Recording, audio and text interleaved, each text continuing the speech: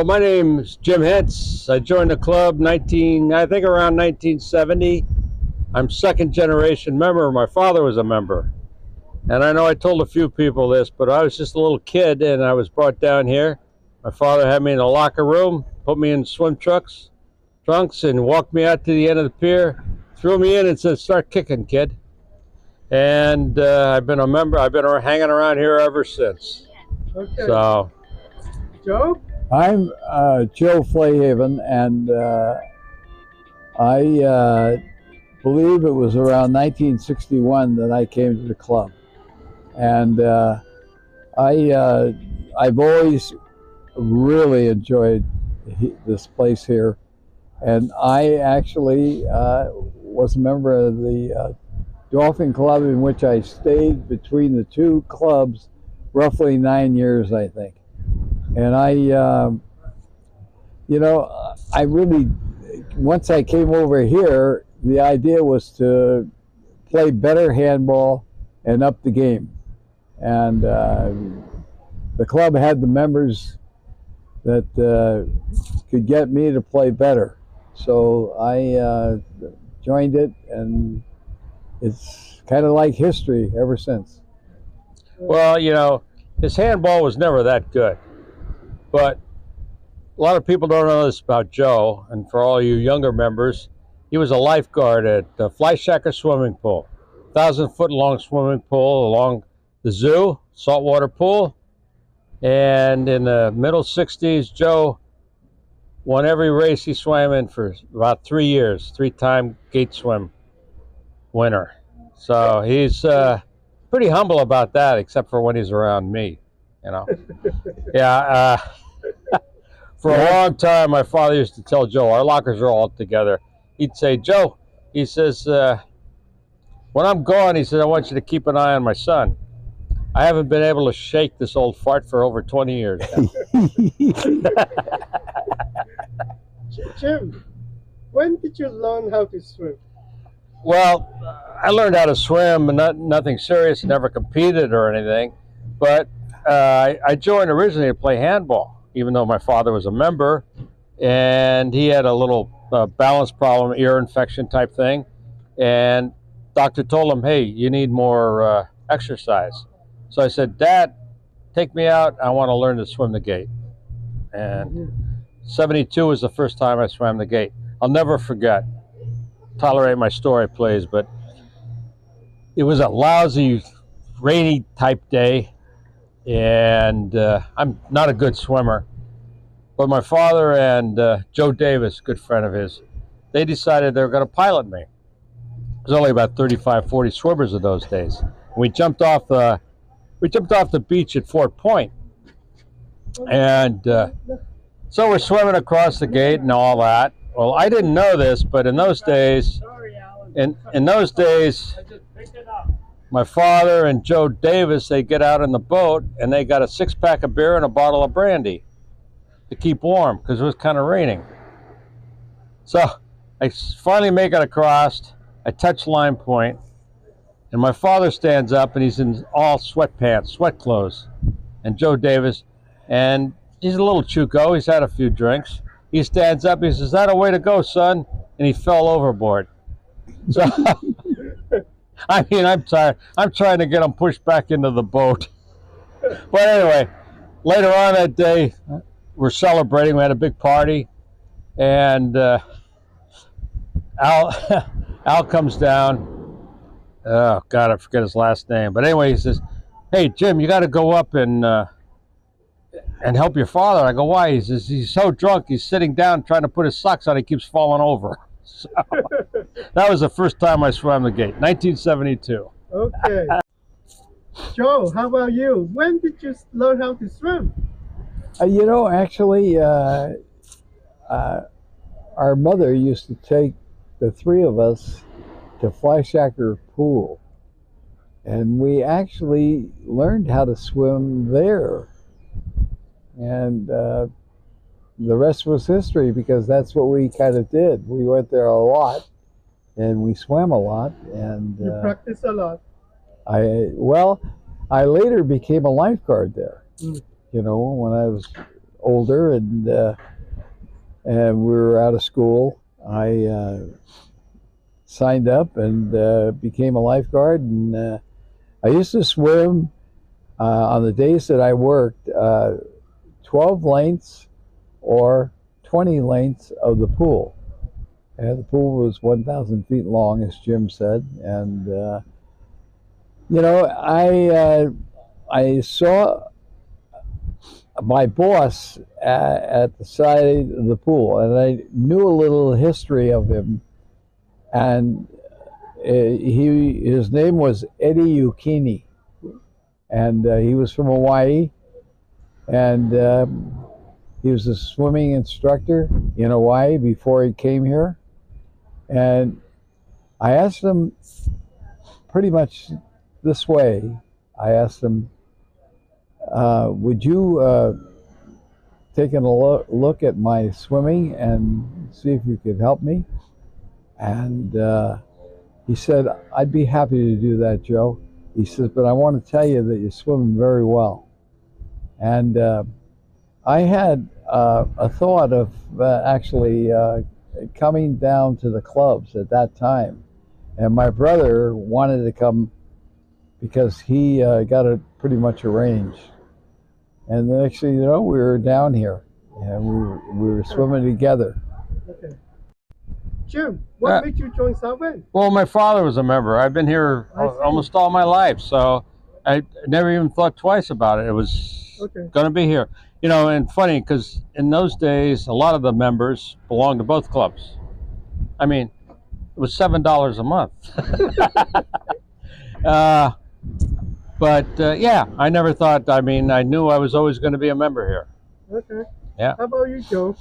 What made you join Southend? Well, you know, as I said a little earlier, that, you know, I was attracted to the handball game and I wanted to get better at it, and I thought I could find more help at Southend with it, because I knew some people and they were handball players, and they were trying to get me to join up here. So one day I just talked to George Paiva, who was a perfect gentleman. He was so nice, you know. Well, that's stretching it a little, Joe. Yeah, and he was so nice. He said, "Well, I'll make it so you can make it," you know. So he, you know, he just stayed in touch. Before Southend, where did you play handball? I played at the Dolphin Club, and I played at Golden Gate Park a little bit. Okay. Have you ever played with the Olympic Club? Yes, I have. Were you a member there before? You know, not actually a member. I had a standing as an athletic, membership a little bit, but I was never actually a member. Okay. You know, I just go down there, and I swam down there a bit too, you know. So yeah, but I didn't swim very long. I mean, at the Olympic Club, I mainly stayed out here and swam at Fleischhacker swimming pool in my younger days. Yeah. Joe, lots of handball players, they also run. Do you run? I did run early.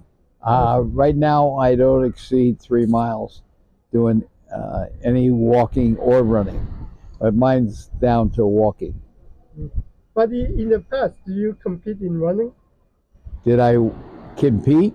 Running event, running competition? No. I ran a couple races, but that's very little. You know, I ran the Dipsy, you know, race in Marin, and I really didn't do a lot of running. I ran some places in Santa Cruz, you know, but just for the exercise.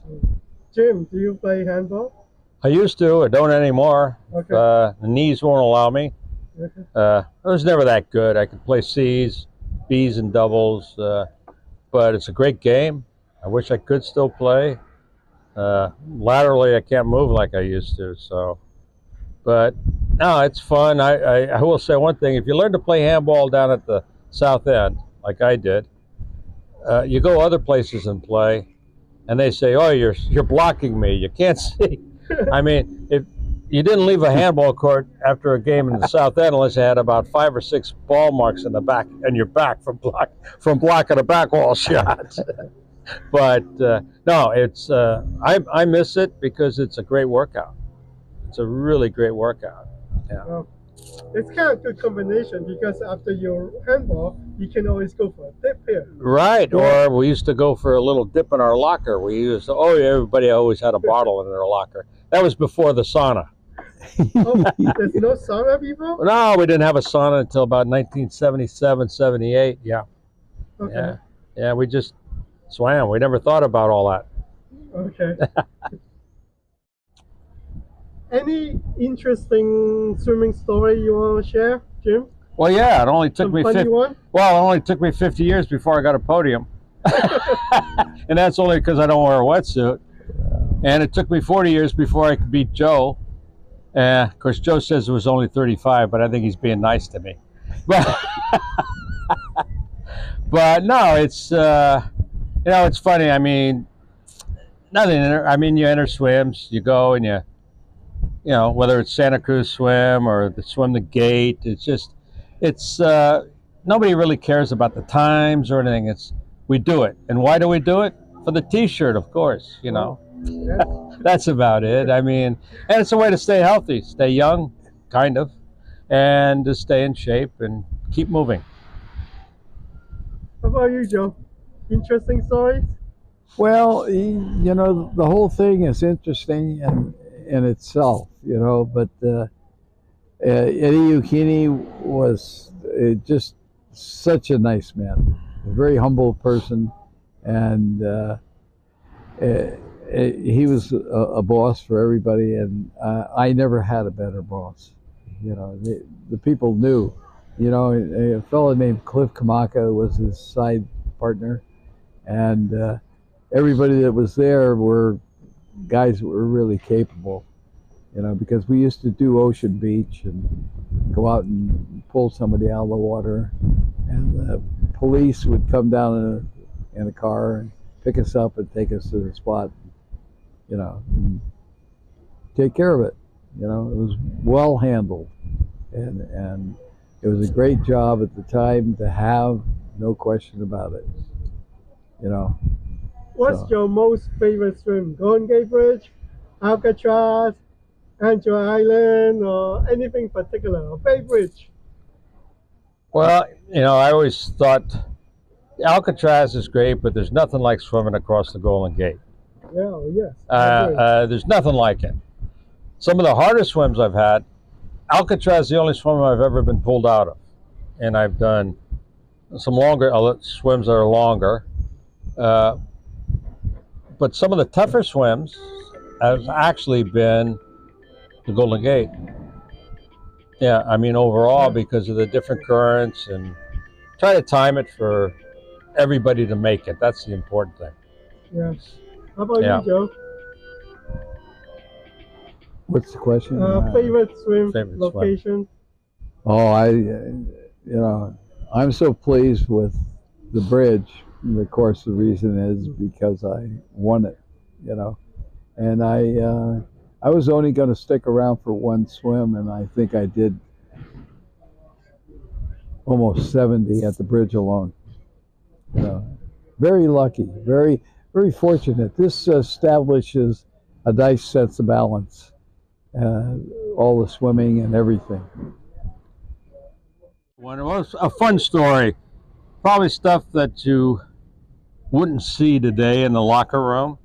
Yes. We had a couple of members. Nat Caligari was a great guy. He was our entertainment chairman for a number of years. And Nick Cravella, he was a cop here in the city. His claim to fame was 25 years and never wrote a parking ticket. But they used to pick on one another, a lot of practical jokes. So Nick was known to go over he had a little place in Marin County on the weekends. He'd go over there and like to have a good time. And Caligari, so one Friday night, Nick, he goes to Chinatown and gets a live chicken. So he brings it down to the South End, or not Nick. Nat Caligari goes to Chinatown, and gets a live chicken. He brings it down and opens up Nick Crivella's locker and puts this live chicken in the locker. Well, now you got a live chicken in the locker that's been sitting there for 48 hours, right? Well, Nick comes in the locker room. He's got a little bit of a hangover from the weekend, opens his locker, and out flies this chicken. Now there's chicken shit and feathers all over the place. And there's about 6 or 7 guys. Ever try to catch a chicken when it's scared and mad and hungry, running around the locker room? Yeah, I don't think you'd find that around here these days, you know. Yeah. Yeah. Oh, there's a lot. I mean, there's a lot of stories. Most of them I can't tell, but I mean, that's the way it was down here. It was a lot of fun.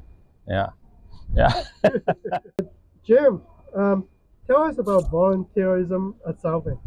It's really important. Everything is done by the members. I mean, I'm a past president. I was served on the board for over 20 years, and that's not the big important thing. But when things had to get done, we all came down and we worked on it. It's so inexpensive to be a member here, and the benefits are so great. I mean, if you buy a cup of coffee at Starbucks every day, you spend more money than you would to be a member in the South End Rowing Club. And look at the benefits. Nicest swimming pool in the world. Great bunch of people.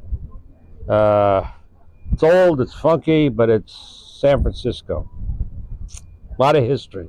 Yeah. And it's great to be a part of history. So, yeah, volunteering is, and you get more out of it, something, if you put your heart into it. I'm a believer in that. Yeah. Joe, you want to add anything? Well, you know, really, you get down here, and if you're doing something with the group and you want a fast way to meet people and enjoy the club and new ideas and what have you, there's no better way.